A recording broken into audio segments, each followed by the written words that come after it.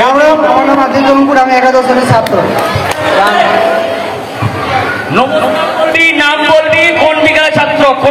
বীরভূমের পুরন্দরপুর হাই স্কুলে ছিল একাদশ শ্রেণীর নবীন বরণ উৎসব। ছাত্ররা নিজের পরিচয় দিতে গিয়ে কেউ কেউ সালাম আলাইকুম বলে নিজের নাম বলে, আবার অনেক ছাত্র রাম নাম করে নিজের পরিচয় দেয়। রাম রাম, আমার নাম দীপকর, আমি কলা বিভাগের ছাত্র। জয় শ্রীরাম, আমার নাম আকাশ দাস, কলা বিভাগের ছাত্র।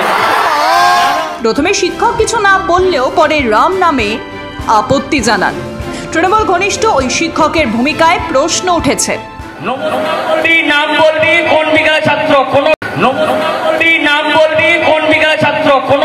বিজেপির দাবি, মুখ্যমন্ত্রী যখন শ্রীরাম নাম শুনলে রাস্তায় তেড়ে যান, তখন তার দলের অনুগামী শিক্ষকরাও ওই পথেই যে হাঁটবেন।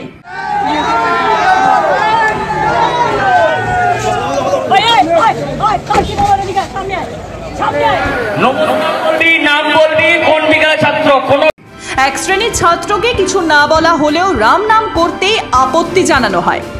বীরভূমের পুরন্দরপুর হাই স্কুলে একাদশ শ্রেণীর নবীন বরণকে কেন্দ্র করে যে ঘটনাটি ঘটেছে তা অত্যন্ত হৃদয় বিদারক। আমরা বুঝতেই পারছি না যে আমরা পশ্চিমবঙ্গে আছি কি পশ্চিম বাংলাদেশে আছি। সেদিন শোনা যায় যে ছাত্ররা নিজেদের পরিচয় করানোর সময় রাম রাম বা জয় শ্রীরাম ধ্বনি বলে, তাতে সেখানকার একজন স্কুল শিক্ষক, সহকারী স্কুল শিক্ষক, যিনি কিনা ওখানকার তৃণমূলের নেতাও এবং স্কুলটি বকলমে তিনিই পরিচালনা করেন, তিনি প্রতিবাদ করে ওঠেন এবং বলেন যে ছাত্রদের রাম রাম ধ্বনি বলা যাবে না। তাহলে তৃণমূল কংগ্রেস আজ পশ্চিমবঙ্গে জয় শ্রীরাম বা রাম রাম ধ্বনি বলতে দেবে না? আমি শুনেছি যে ওখানে এর আগে অন্য সম্প্রদায়ের যে ছাত্ররা এভাবে স্কুলে ধর্মীয় বিচারে কখনো ইন্ট্রোডাকশন হয় না, তারা তাদের ওয়ার ক্রাই ইত্যাদি বলছিল, তখন কিন্তু স্কুলের কোনো শিক্ষক বাধা দেয়নি। স্কুলে কেন এই বিভাজনের রাজনীতি? এ কি ওই দুধেল গাইদের লাথি খাওয়ার তত্ত্ব? তৃণমূল সেলের ওই শিক্ষক স্বীকার করেছেন, প্রথমে কিছু ছাত্র সালাম আলাইকুম বলে, তারপর অনেকেই রাম নাম নেয়, কিন্তু প্রথমে তিনি আপত্তি না জানালেও পরে বাধা দেন। আমাদের বিদ্যালয়ে প্রতিবারের নয়, এবারও নবীনবরণ উৎসব অনুষ্ঠান আয়োজিত হয়েছিল। প্রথমে কিছু ছাত্র উঠেছে, ছাত্রছাত্রীরা সকলেই তাদের নাম পরিচয় দিচ্ছে। হঠাৎ করে দেখছি প্রথমেই কিছুজন ছাত্রছাত্রী সালাম আলাইকুম বলে শুরু করলো, ঠিক আছে। তারপর শুরু হয়ে যাওয়ার পর আরও কিছুজন গ্রুপ অফ স্টুডেন্টস তারা আবার উঠে বলছে রাম নাম, ঠিক আছে, নো প্রবলেম, রাম নাম চলছে। হঠাৎ করে আবার একটা ছেলে দেখছি জয় শ্রীরাম বলছে।